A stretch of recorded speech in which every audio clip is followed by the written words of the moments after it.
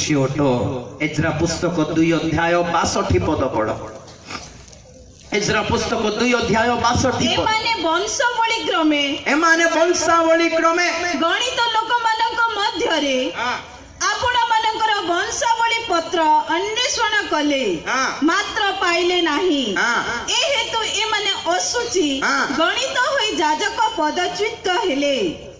बस एमाने असुचि गणित होई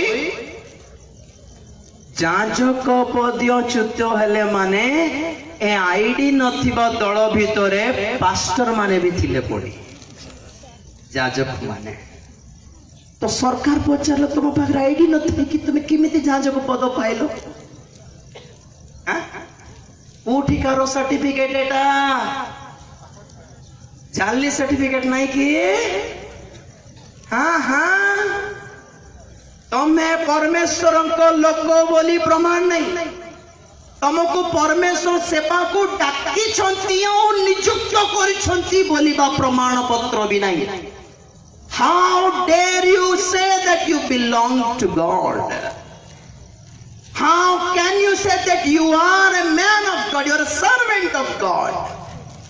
परमेश्वर को राज्य भितरे एमिति डुप्लिकेट जनता पसी जाइछि बोली बाइबल कहे।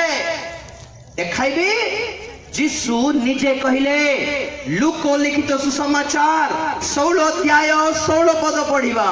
लूक 16 अध्याय 16 पद।